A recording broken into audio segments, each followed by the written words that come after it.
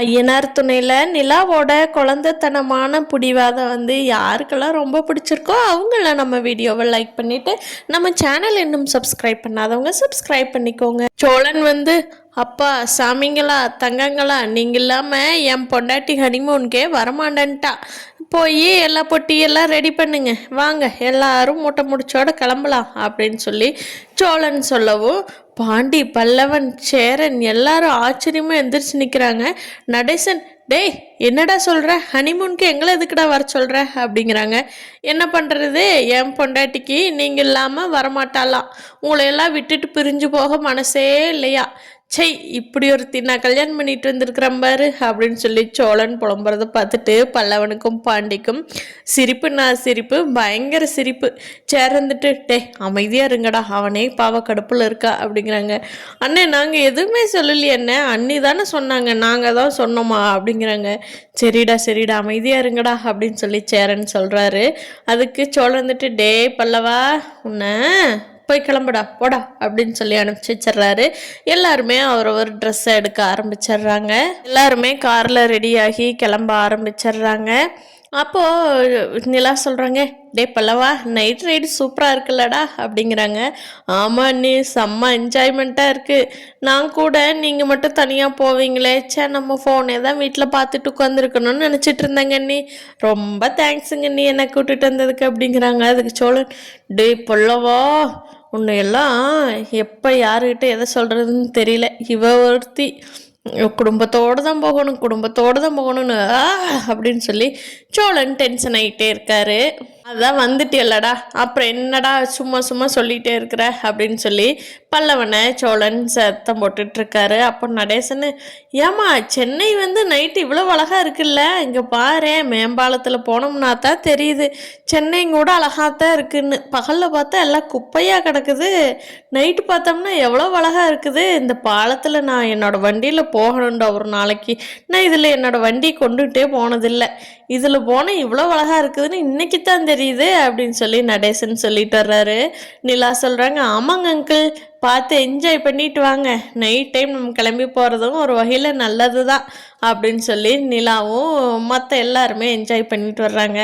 சோழன் மட்டும் ஆமாம் உங்களுக்கு எல்லாமே நல்லது தான், எனக்கு தான் ரொம்ப மோசமாக இருக்குது சை அப்படின்னு சொல்லிட்டு, சரி நம்ம இனிமேல் இது என்ஜாய் பண்ணுவோம், அதான் எல்லாரும் கிளம்பியாச்சு அப்படின்னு அவருக்கு அவரே சமாதானப்படுத்திக்கிட்டு அவரும் ஜாலியாக பேசிக்கிட்டு போக ஆரம்பிச்சிடுறாங்க. பல்லவன் கேட்குறாங்க, அண்ணி நம்ம இப்போ எந்த ஊருக்கு போகிறோம் அப்படிங்கிறாங்க. சோழன், ஏண்டா அது தெரியாமல் தான் பெட்டி படிக்கையோடு ரெடியானையாடா அப்படிங்கிறாங்க. எனக்கு என்ன தெரியும், நீங்கள் போகலான்னு சொன்னீங்க நான் கிளம்பிட்டேன் அப்படிங்கிறாங்க.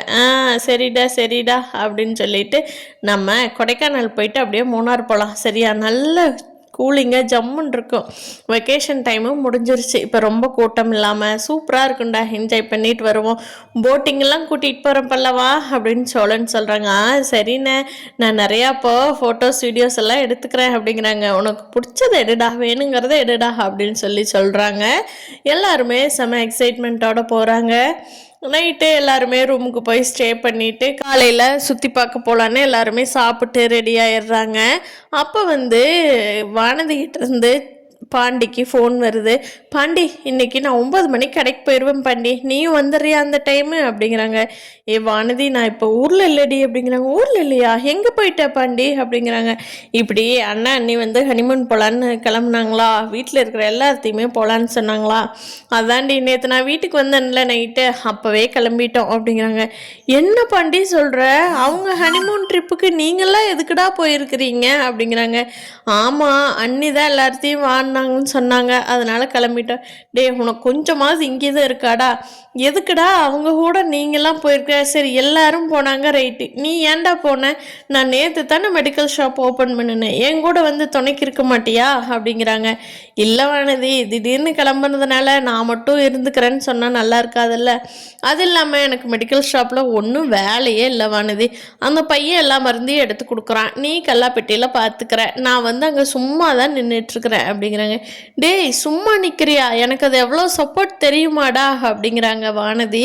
பாண்டி சொல்கிறாரு, இல்லை வானதி, நேற்றே எனக்கு வந்த வண்டிகளோட வேலையெல்லாம் நேற்றே முடிச்சு கொடுத்துட்டேன், இன்னைக்கு அண்ணன் எல்லாம் டெலிவரி பண்ணிடுவா, அப்புறம் இன்னைக்கு எதுவும் வண்டி எதுவும் வந்ததுனாலும் ஒரு நாள் தானே, நாளைக்கு லீவ் டே தானே, அதனால சமாளிச்சுக்கலாம் அப்படின்னு சொல்லிட்டு நைட்டு கூப்பிடலான்னு பார்த்த வானதி, நீ ஏன் காலையிலேருந்து கடையில் நின்றுட்டுருக்குறீல்ல, ரொம்ப டயர்டாக இருப்பேன்னு சொல்லிட்டு தான் கால் பண்ணல. இல்லைன்னா கால் பண்ணிட்டு தான் வர்றதுக்கு ஃபோன் எடுத்துகிட்டு கூட வச்சுட்டேன். நீ வேணா பல்லவனை கேட்டுப்பாரு அப்படிங்கிறாங்க.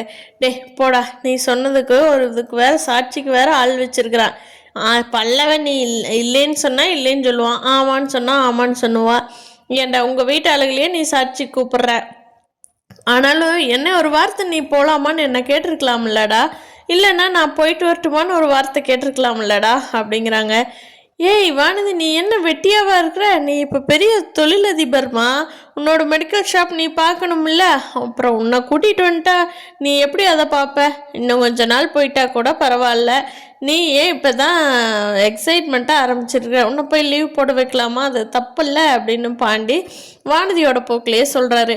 டேய், நீ என்னை விட்டுட்டு போனதுக்கு என்னென்னமோ சாக்கு சொல்கிறடா, என்கிட்ட சொல்லாமல் போனதுக்கு. பாண்டி, இது நல்லதில்லை.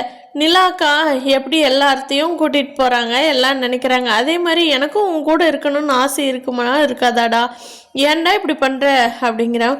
சரி வானதி, சாரி சரியா, நீ நெக்ஸ்ட் டைம் எங்கே போனாலும் உங்கள்கிட்ட சொல்லிட்டு தான் போவேன் அப்படிங்கிறாங்க. சரி சரிடா, எப்போ வருவீங்க அப்படிங்க. நாளைக்கு வந்துடுவோம் வானதி அப்படிங்கிறாங்க. இருந்தாலும் வானதிக்கு ஒரு கோவம். சரி வச்சு தொலை அப்படின்னு சொல்லி பயங்கரமாக கத்திட்டு ஃபோனை வச்சிடுறாங்க வானதி. பாண்டியோ சப்பா அப்படின்ட்டு ஃபோனை கட் பண்ணுறாரு. சோழன் இருந்துட்டு, என்ன பாண்டி வானதியா அப்படிங்கிறாங்க. ஆமாண்டா, என்ன என்கிட்ட ஏன் சொல்லாமல் போனேன், என்னை ஏன் விட்டுட்டு போனேன்னு கத்துறாளா? ஆமாண்டா, உனக்கு எப்பட்றா தெரியும் அப்படிங்கிறாங்க. ஏய், இதுங்க கூட எனக்கு தெரியாதா என்ன அப்படிங்கிறாங்க. அப்போ நிலா கேட்குறாங்க. ஓ, அதெல்லாம் தெரியுது, ஆனால் நான் என்ன யோசிக்கிறேன்னு மட்டும் தெரியாது, ஒரு நேரம் ஒன்று ஒன்றா மாற்றி மாற்றி பேச வேண்டியது அப்படிங்கிறாங்க. ஐயோ நிலா நிலா, அப்படிலாம் இல்லை நிலா, பொதுவாக வானதி இப்படித்தான் பாண்டி கூட சண்டை கட்டுவான்னு எனக்கு தெரியும், அதை வச்சு சொன்ன நிலா. சரி சரி, பார்த்து வண்டி ஓட்டுங்க அப்படிங்கிறாங்க நிலா. சரிம்மா, நான் உன்னை பார்த்து கூட்டிகிட்டு போகாமல் இருப்பேனா அப்படின்னு சொல்லிட்டு எல்லாருமே ஜாலியாக என்ஜாய் பண்ணிக்கிட்டு போயிட்டாங்க. இங்கே கார்த்திகாவோட வீட்டில் ஒரு பிரச்சனை ஆகுது. கார்த்திகா என்ன பண்ணுறதுன்னே தெரியாமல் ஐயனார் சொன்ன வீட்டுக்கு சேரனை பார்க்க வர்றாங்க. அப்போ வீடெல்லாம் பூட்டி இருக்கிறத பார்த்துட்டு கார்த்திகா சேரனனாக்கு ஃபோன் பண்ணுறாங்க. அப்போ சேரன் சொல்கிறாரு, கார்த்திகா நாங்கள்லாம் வெளியில் வந்துட்டோம்ப்பா, ஏப்பா அப்படிங்கிறாங்க. இல்லை மாமா நீங்கள் பாட்டு வாங்க அப்படின்னு சொல்லி ஒரு மாதிரி கவலையாக பேசுகிறாங்க. சேரனுக்கு கார்த்திகாவோட நினப்பாவே இருக்குது. கார்த்திகாவே ஏதோ பிரச்சனைனால நம்மக்கிட்ட ஏதாவது சொல்கிறதுக்கு வந்திருப்பாளோ அப்படின்னு சொல்லி, கார்த்திகா என்னன்னு சொல்லுப்பா, நான் இப்போவே கூட கிளம்பி வர்றேன் அப்படிங்கிறாங்க. இல்லை மாமா, அதெல்லாம் ஒன்றும் இல்லை மாமா, சும்மா உன்னை பார்த்துட்டு போகலான்னு வந்த மாமா அப்படின்னு சொல்லிட்டு கார்த்திகா வச்சிட்றாங்க. சேரனுக்கு மனசுக்குள்ளே என்னவா இருக்கும், கார்த்திகாவுக்கு எதுவும் பிரச்சனையோ அப்படின்னு யோசனை பண்ணிக்கிட்டே இருக்காரு.